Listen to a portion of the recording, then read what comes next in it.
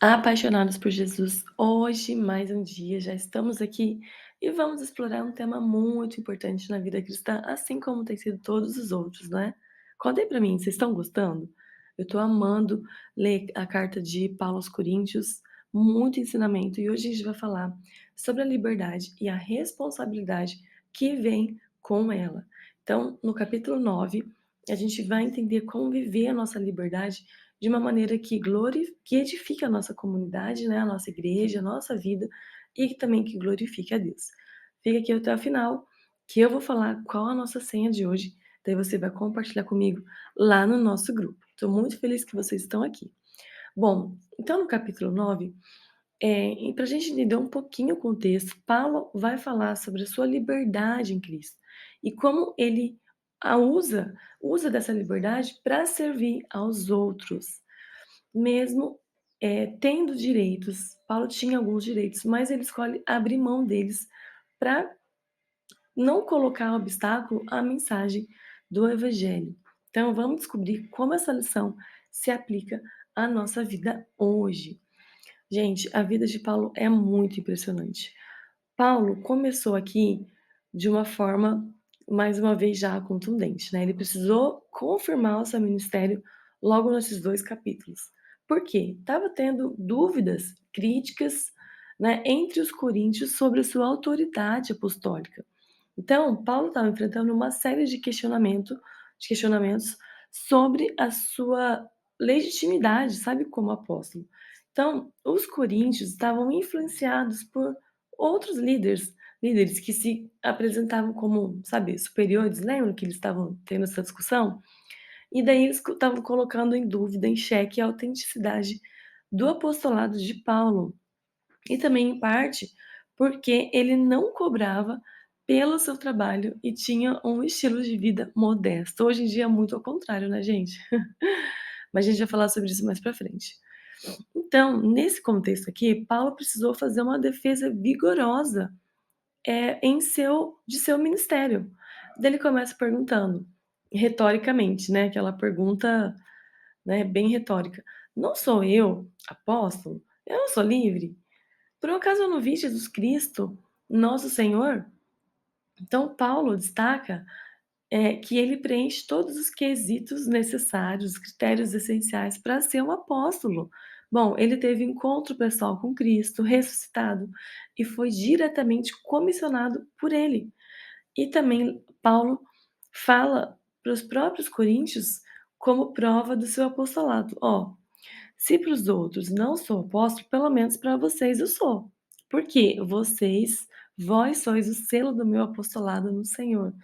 Então, Paulo está usando essa argumentação para afirmar que seu trabalho entre lá aquele povo, os coríntios, e os frutos que ele produziu são as evidências, não tem o que falar, é incontestável do seu chamado por Deus. Então, a igreja em Corinto era um testemunho vivo da eficácia do ministério de Paulo e que deveria silenciar qualquer dúvida sobre a sua autoridade, sua identidade como apóstolo. Então, a confirmação do seu ministério não era só uma questão de vaidade para Paulo. Paulo não queria se envaidecer aqui com a confirmação do seu chamado, não, mas era necessária para consolidar a fé dos coríntios, para que eles entendessem e também para proteger a igreja das influências que estavam vindo por aí para destabilizar a igreja. Gente, Paulo falou tudo isso para introduzir como ele escolheu abrir mão dos seus direitos em prol do evangelho. Depois, nos próximos versos, Paulo meio que se irrita um pouco, ficou muito bravo ao ter que defender o seu apostolado, como eu acabei de explicar para vocês, e mais ainda o seu direito de ser sustentado pela igreja. Esse é um assunto delicado, tá bom? Mas eu quero trazer aqui o que Paulo estava falando. Paulo argumenta que, ó, como apóstolo, ele tem os mesmos direitos que outros apóstolos e líderes cristãos, incluindo o direito de receber um apoio, uma ajuda financeira para se dedicar totalmente ao ministério. Então Paulo meio que se irrita, porque alguns membros dessa igreja de Corinto estavam questionando a sua autoridade, lembra? e se recusando a reconhecer os seus direitos. Paulo se sentiu obrigado a defender essa posição para proteger a integridade do evangelho. Sempre Paulo se dedica a proteger o evangelho, tá bom? E assegurar que o seu trabalho não fosse em vão. Então, Paulo não estava preocupado com o seu conforto pessoal, mas sim com a justiça, com a ordem. Estava preocupado com a igreja, com os irmãos da igreja. Então, ele falou que eu vou abrir mão dos meus direitos. E ele queria garantir que os coríntios também entendessem o por trás disso. Entendesse o conceito de que sustentar financeiramente aqueles que se dedicam à pregação do evangelho é uma prática bíblica justa, tá? Paulo, vocês viram que ele ficou meio irritado. Então, isso revela o seu profundo, zelo, comprometimento pelo evangelho e a sua missão. Paulo também estava disposto a abrir mão de seus direitos para evitar qualquer, briga, qualquer obstáculo em relação ao evangelho, mas ele também queria que os coríntios entendessem dessa importância de apoiar aqueles que trabalham na obra de Deus. Então, dessa maneira, Paulo queria educar aquela igreja sobre seus deveres e suas responsabilidades, enquanto ele defendia a sua própria causa como apóstolo legítimo. Ou seja, gente, em outras palavras, Paulo diz que, assim como qualquer trabalhador tem direito ao seu sustento, os apóstolos, a sua liderança, o seu pastor também tem o direito de ser mantido pela comunidade cristã. Gente, como é importante colocar o bem espiritual dos outros, da nossa igreja, da nossa comunidade de fé, acima do nosso próprio interesse. Quanta gente só pensa no seu próprio umbigo, só pensa no que você vai ganhar em troca. Não, Paulo estava fazendo aqui pelo tudo, estava abrindo mão do seu apoio financeiro pelo bem-estar do evangelho. A motivação de Paulo não era apenas uma questão de renúncia, pessoal, mas era também uma estratégia missionária. Paulo tinha seu coração totalmente voltado para o evangelho. Paulo entendia que quando ele abrisse mão dos seus direitos financeiros, ele também estava removendo qualquer barreira. Olha o que Paulo faz. Qualquer barreira que pudesse impedir que outros aceitassem o evangelho. Aqueles novos convertidos, se eles não entendessem, para que não houvesse barreira. E essa atitude de sacrifício pessoal de Paulo demonstra para a gente um profundo compromisso com a missão de pregar o evangelho em amor, no amor verdadeiro, pelas pessoas que ele falava, né, que ele cuidava. Então, gente, trazendo aqui para a gente hoje, essa atitude de Paulo é um exemplo poderoso, uma lição poderosa para nós cristãs, mostrando que o nosso foco sempre deve ser o avanço do reino de Deus, mesmo que isso custe abrir mão dos nossos próprios direitos, tá? Que não é uma regra, mas é uma lição que Paulo deixa pra gente. A disposição de Paulo, ele era tão grande, sabe, dele sacrificar os seus próprios direitos em prol dos outros, mostra pra gente o quão é importante a gente ter o coração voltado para o reino. Fala pra gente sobre a importância da humildade, do serviço, do amor para os outros. Quero te fazer uma pergunta que me deixou muito chocada também. Será que eu estou disposta a fazer sacrifícios pelo bem maior do evangelho, pelo bem de outras pessoas, pelo bem-estar espiritual dos outros? Essa pergunta é forte, né? E eu queria que você refletisse nisso.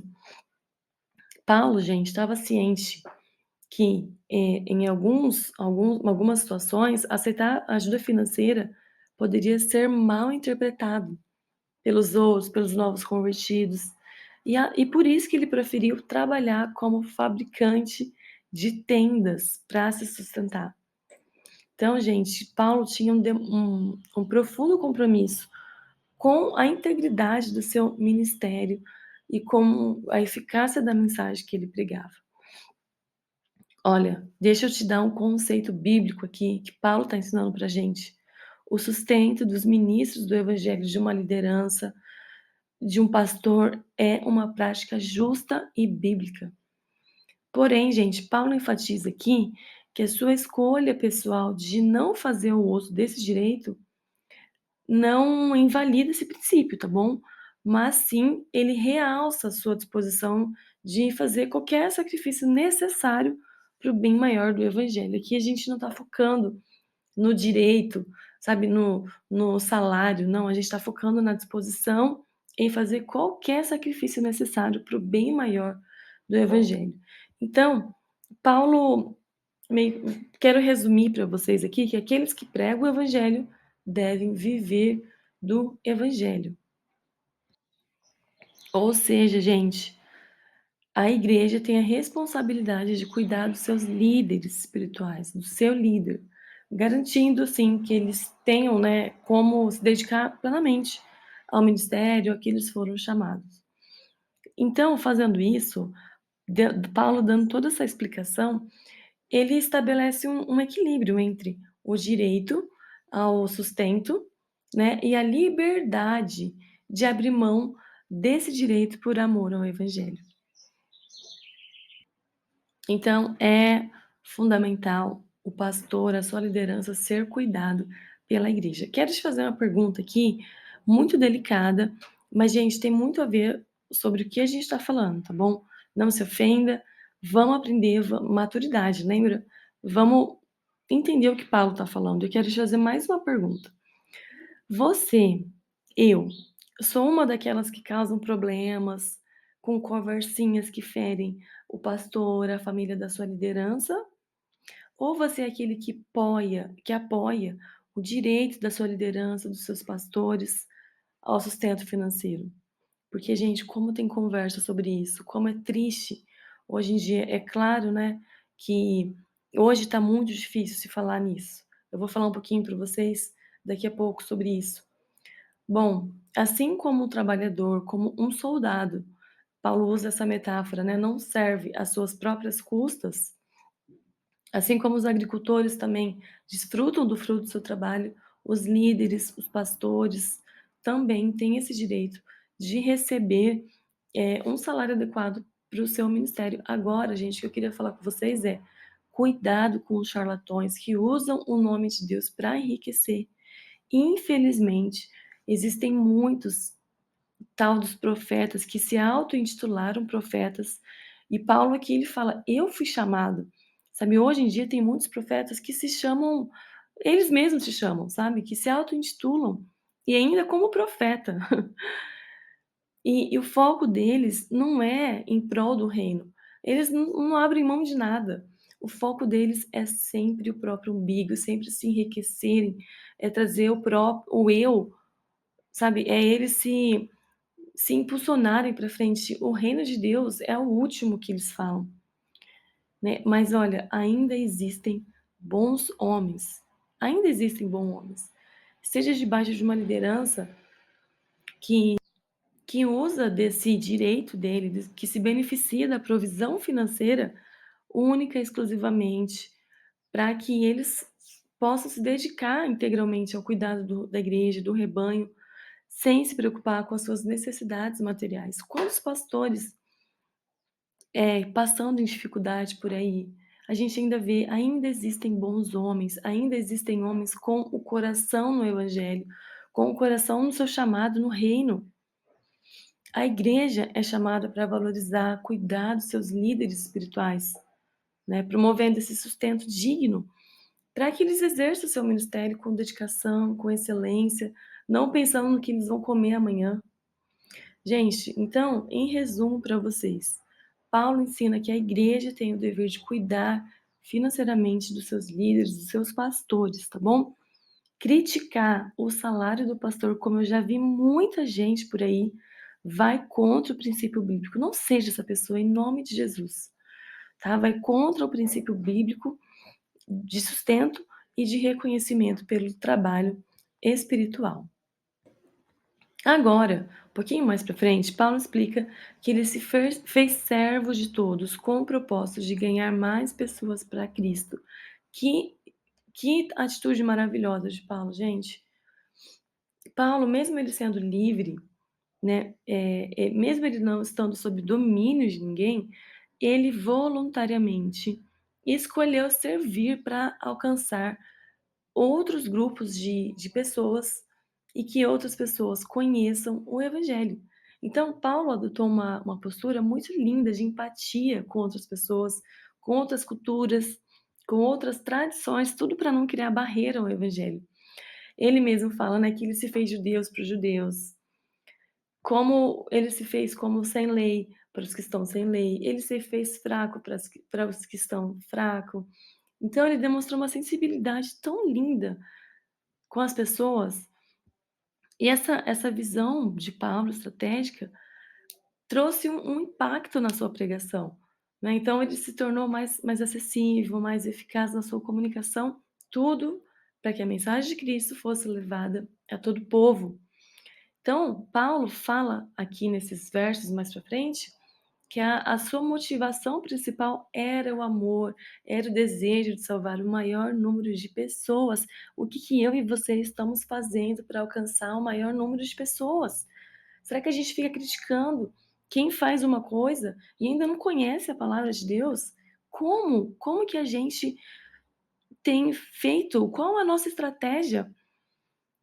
Paulo, gente, ele não usava dessa estratégia, para comprometer os princípios do evangelho, mas sim, ele era flexível nas questões culturais, não é, nas questões tradicionais de cada povo, e sempre o foco principal era a mensagem de Cristo, para que a mensagem de Cristo fosse clara, fosse bem recebida, fosse aceita. Que lindo isso! Então, ao se fazer servo de todos, como tem os títulos de muitas Bíblias, né, imagino que na sua também tenha, Paulo traz um modelo muito importante para a gente de um ministério que é humilde, que é estratégico, que é profundamente comprometido com a missão de evangelizar. Essa é a minha missão, essa é a sua missão. O que que nós estamos fazendo para evangelizar? A gente precisa se conectar com pessoas, mas sem nunca perder de vista o evangelho. Ajuste a forma como você se comunica hoje. Que você seja essa mulher que traga luz para o mundo. Que você seja essa mulher diferente.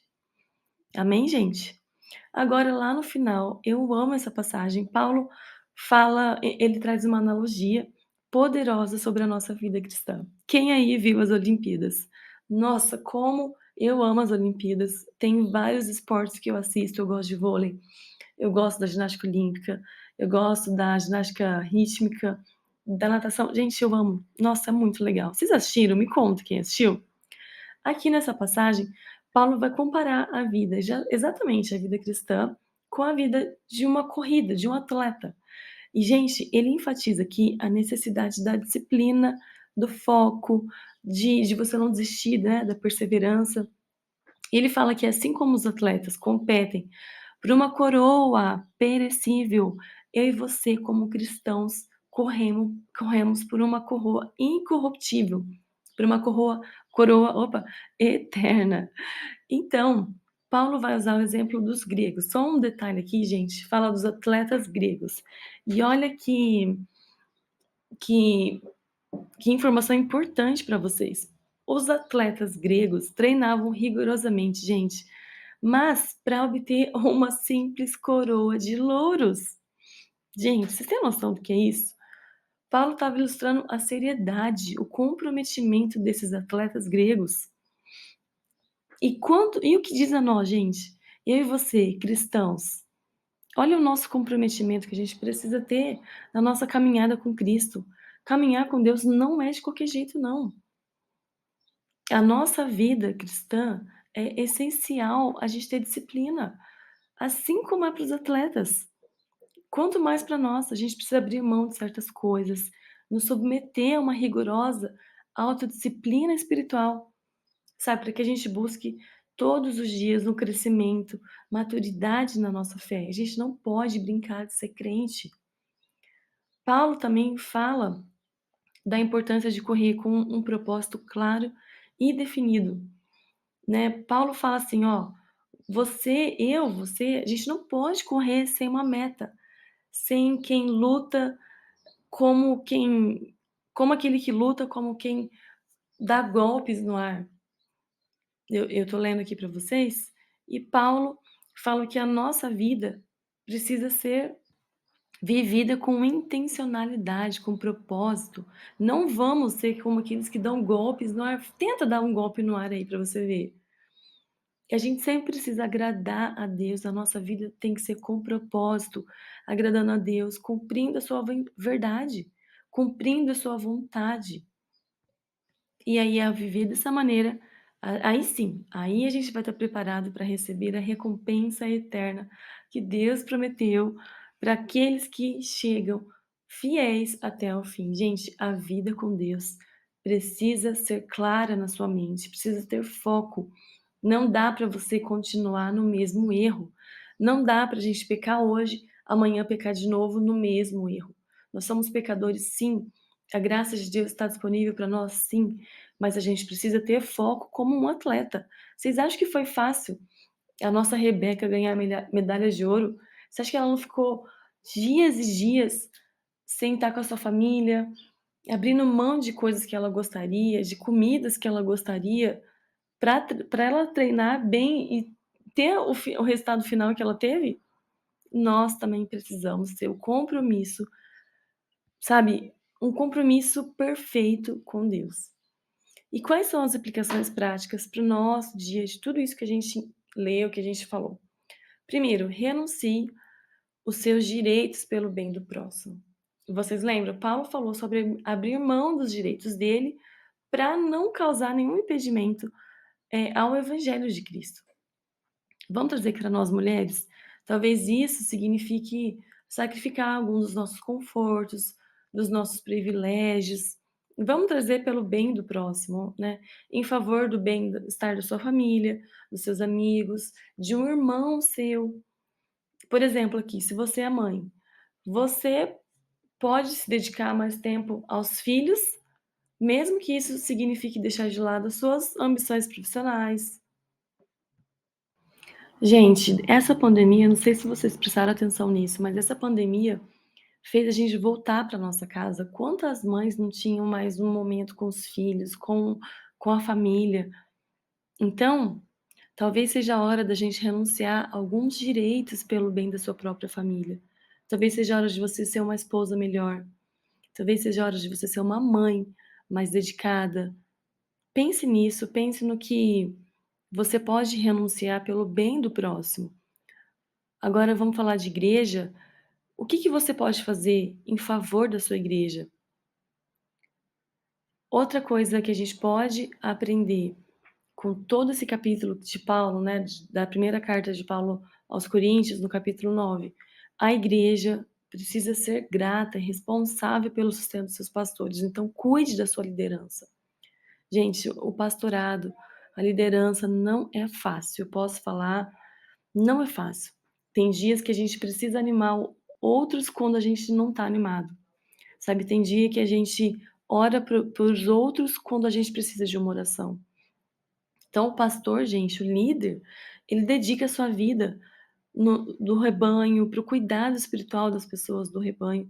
E muitas vezes os pastores, a liderança fazem isso enfrentando muitos desafios que vocês nem imaginam, desafios pessoais e desafios espirituais muito grandes.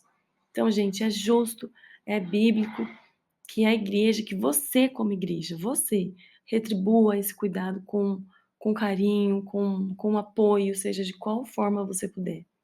Tá bom? Essa prática não é apenas uma questão só de ser justo, mas também de gratidão, de reconhecimento pelo trabalho difícil, gente, pelo trabalho árduo e dedicado do seu pastor.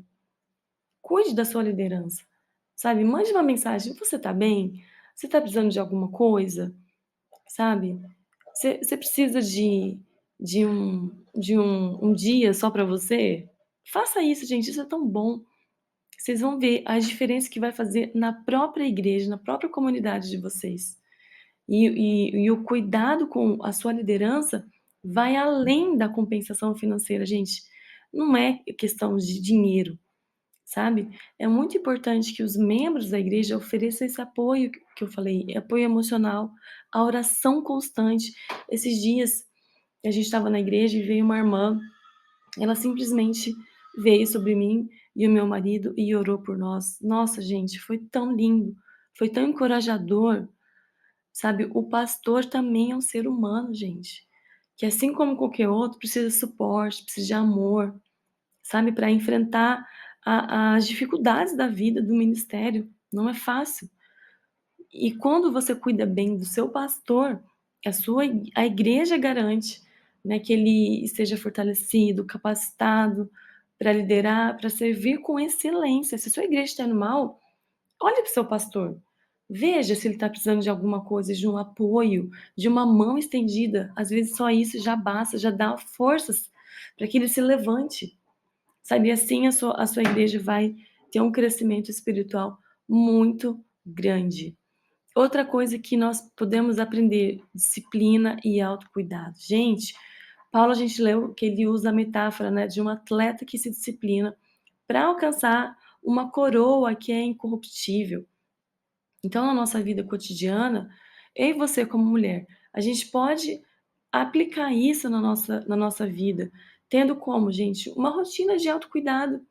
E ó, vou falar aqui para vocês, tanto física quanto espiritual. Isso envolve a gente começar a estabelecer horários. E deixa eu te perguntar uma coisa, há quanto tempo você não faz um exercício? Há quanto tempo você não cuida da sua saúde, você não vai no médico, você não passa um creme no seu rosto? Não é só o cuidado espiritual, gente. Se o nosso físico não estiver bem, também não resolve. Que adianta o seu físico estar bem, se não está bem, você está capengando aí. Imagina a sua vida espiritual. E tudo que a gente está fazendo aqui hoje, a leitura da Bíblia, isso é crescimento, é fortalecimento, isso é autocuidado. A leitura da Bíblia, não desista. Quantas pessoas já desistiram? São só 10 dias, gente. Quantas pessoas já desistiram de ler 1 Coríntios? Então, a gente precisa correr atrás da nossa coroa, fortalecer não só o nosso corpo, mas também a nossa mente, o nosso espírito. Amém? E a última lição que a gente pode aprender é em relação ao serviço dos outros. Paulo falou que ele se tornou servo de todos para ganhar o maior número de pessoas. Então, trazendo aqui para nós mulheres, isso pode ser refletido na sua família, em você servir a sua família. Deixa eu te perguntar uma coisa: como você serve a sua família no almoço, numa janta, num café da tarde? Será que é de qualquer jeito? Será que você já fez uma mesa posta para sua família, para suas amigas, né, para sua igreja? Você tem tantos dons aí femininos que você pode contribuir, que você pode servir os outros de uma maneira linda. Tenho certeza que você é uma mulher criativa, você sabe fazer. Será que você pode ser voluntária em alguma coisa na sua igreja, no seu trabalho? É o fazer sem pedir, gente, isso é tão bom. É tão bom ter pessoas assim para ajudar outras, simplesmente porque ela quer, voluntariamente, simplesmente estar presente para ouvir, para apoiar aqueles que estão ao seu redor. Seja uma mulher diferente. Gente, então resumindo para a gente finalizar esse dia, a nossa liberdade em Cristo vem com uma grande responsabilidade. E essa responsabilidade é o quê? Trazer impacto das nossas ações na vida dos outros. Então vamos viver a nossa liberdade de uma forma que edifique a comunidade, a nossa igreja, a nossa família, de uma forma que edifique e glorifique a Deus.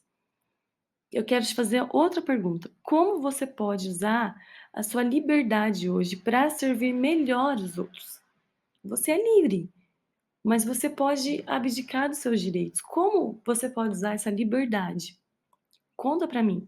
Escreva aqui nos comentários como você pode pensar numa maneira prática de aplicar todos esses princípios na sua vida. Esses princípios. Então compartilha aqui comigo, escreva, que eu quero ouvir, que eu quero ler, na verdade, o seu comentário. Bom, eu falei que tinha senha, não é? A nossa senha de hoje é liberdade com responsabilidade. Coloca lá no grupo quando eu perguntar, hein. Gente, não se esqueça de curtir o vídeo, comentar, tá bom? Eu quero ler de vocês, se inscrever para que a gente tenha mais conteúdos, mais leituras da Bíblia. E em nome de Jesus, estamos já no quarto dia. E quarto dia de 10 dias, tá bom? Logo a gente termina e bora para a próxima leitura de amanhã. Já vou deixar qual é o capítulo de amanhã lá no nosso grupo. E se você está assistindo por um acaso aqui e não sabe que grupo é esse, eu vou deixar para vocês o link do grupo para você entrar e participar das próximas leituras. Deus te abençoe, gente. Até amanhã.